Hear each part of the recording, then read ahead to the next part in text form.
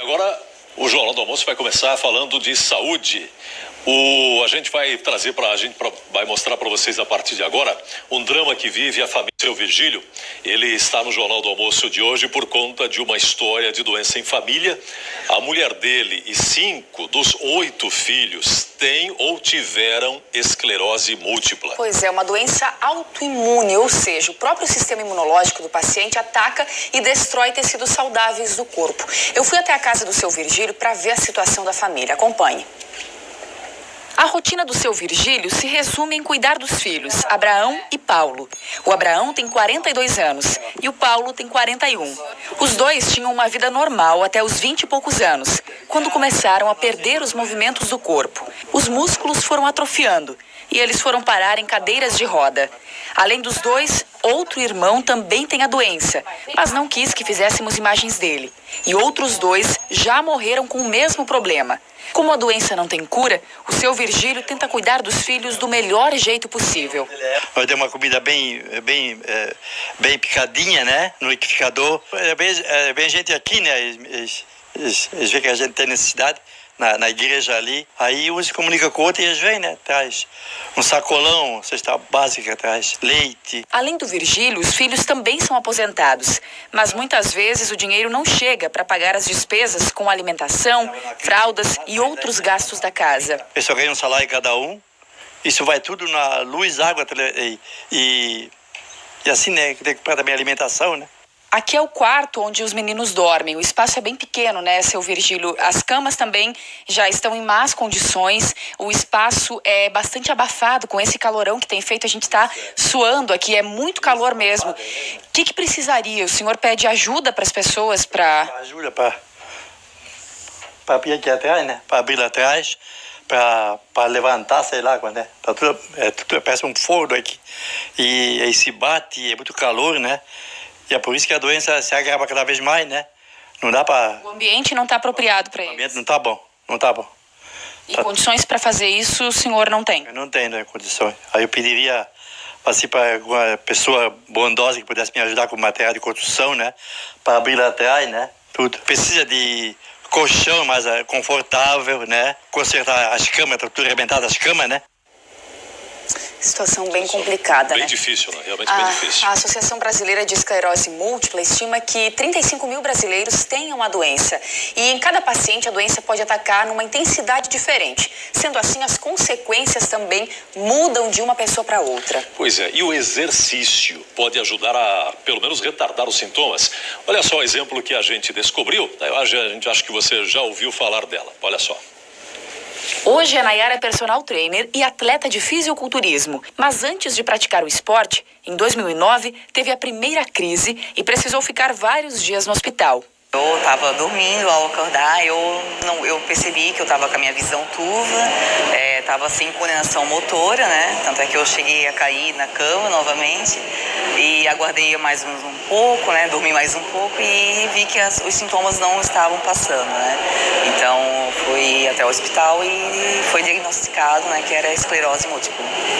Você deve estar se perguntando como ela está tão bem assim, né? Para Nayara, o esporte, aliado a uma alimentação saudável, foi determinante para que a doença fosse controlada. Fazem já agora 4 anos que eu participo dos campeonatos de fisiculturismo. Surgiu como um desafio pessoal e não tive nenhum problema. Até acredito que tenha me ajudado bastante esse estilo de vida, né? Com os treinos, a alimentação. Então, não me limitou de forma alguma. A gente não pode se entregar, né? Então, eu acho que é tudo um trabalho muito interior e mental, né? Então, meu principal dilema é mostrar para eles que você pode fazer o que quiser, se acreditar realmente. É uma situação diferente, diferente, ela tem um grau diferente, ela tem a esclerose múltipla, né? Mas não num grau tão intenso, tão forte quanto os 2 que a gente mostrou, né? Isso, eu conversei com o neurologista Fábio Sicnelli para a gente tentar entender melhor como a doença surge e quais os principais sintomas. A esclerose múltipla não é uma doença que a gente possa prever, né? Então a pessoa tem uma vida normal até que certo dia ela tem um sintoma que inicialmente eu acredito que as pessoas não vão associar diretamente a doença, a esclerose múltipla em si, a não ser que seja algo muito específico, mas vão procurar o médico especialista da área e após a avaliação médica e principalmente por exames de imagem, exames complementares, o médico vai poder concluir que aquilo faz parte de um processo de doença dessa natureza. E aí, a partir de então, a pessoa passa a ser portadora, né, com critérios que são confirmatórios, e ela pode ser, tanto entender melhor o seu processo de doença, como manejar essa doença da melhor forma possível. E que sintomas são esses mais específicos? Bom, os principais são sintomas relacionados à visão, então perdas visuais súbitas, né, principalmente com dor na região ocular, sintomas relacionados à parte motora do organismo, então perda de movimento, fraqueza, né, flacidez de uma região, de um membro do corpo, perda da coordenação motora e do equilíbrio, alterações de fala, a fala começa a ficar enrolada, né, a pessoa tem dificuldade para expressar palavras. Se os sintomas acontecerem na medula, nós podemos ter pacientes que vão ter dificuldades com funções autônomas, como, por exemplo, para fazer xixi, para funcionamento intestinal, isso tudo pode ocorrer. Então, são sintomas muito variados, mas que, para o médico, são bastante familiares. Existe uma predisposição genética, mas não é considerada uma doença hereditária que sempre será transmitida entre as gerações, de pai para filho, para neto. Essa forma é uma forma menos comum, porém impossível. Mas existem várias regiões do DNA humano que são regiões que, quando presentes naquele indivíduo, elas aumentam o risco da pessoa um dia ser portadora de esclerose múltipla. E o doutor Fábio também falou da relação do esporte com a doença e disse ainda que tem tratamento gratuito para isso. Olha só. É claro que as formas de doença elas vão influenciar se a pessoa tem um quadro de evolução mais suave ou um quadro de evolução que os sintomas se manifestam com uma maior intensidade, e isso às vezes é uma condição até que limita um pouco para esportes.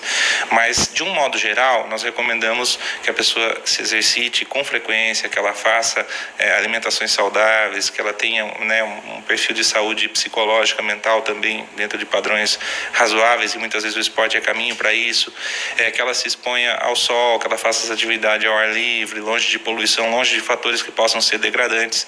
O tratamento ele visa modificar a evolução da doença ao longo do tempo. Infelizmente não existe cura ainda, né, nesse momento, mas a gente sabe que o tratamento faz muita diferença na vida dos pacientes e ele é acessível, ele é gratuito pelo SUS para todos os casos, independente de ter convênio ou não ter convênio.